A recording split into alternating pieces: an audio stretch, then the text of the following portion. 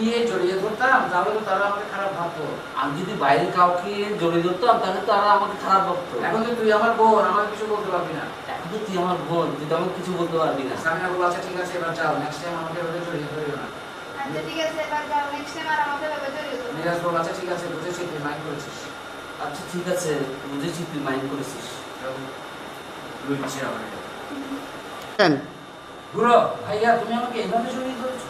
ভাইয়া তুমি আমাকে এভাবে জড়িয়ে ধরেছো। মিরাজ জানতাম তারপরে বললো না মানে ইয়ে ওই যে আমার বন্ধু সুয়েন আছে না, সেনাকে জানে ওকে এভাবে জড়িয়ে ধরে। সামিনা বলল তাই বলে তুমি আমাকে এভাবে জড়িয়ে ধরবে, আমি না তোমার ছোট বোন? তাই বলে তুমি আমাকে এভাবে জড়িয়ে ধরবে, আমি না তোমার ছোট বোন? ছোট বোনকে কি কেউ বউর মতো করে জড়িয়ে ধরে নাকি? ছোট বোনকে কেউ কি বউর মতো জড়িয়ে ধরে নাকি? মিরাজ বলল আরে এখন আমার ভুল হয়ে গেছে, আমি যদি বাইরে কাউকে জড়িয়ে ধরতাম তাহলে তো তারা আমাকে খারাপ ভাবতো। এখন তো তুই আমার বোন, আমাকে কিছু বলতে পারবি না। সামিনা বলল আচ্ছা ঠিক আছে এবার যাও, নেক্সট টাইম আমাকে এভাবে জড়িয়ে ধরিও না।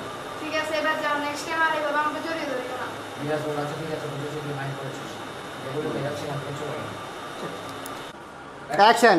তানহার স্বামী সিরাজ রাতে বাসায় আসলে তানহা বলল এই তুমি একটা কাজ করো না। এই তুমি একটা কাজ করো না। সিরাজ বলল কি কাজ বলো? কি কাজ বলো? তানহা বলল তোমার বড় ভাইকে একটা বিয়ে করিয়ে দাও।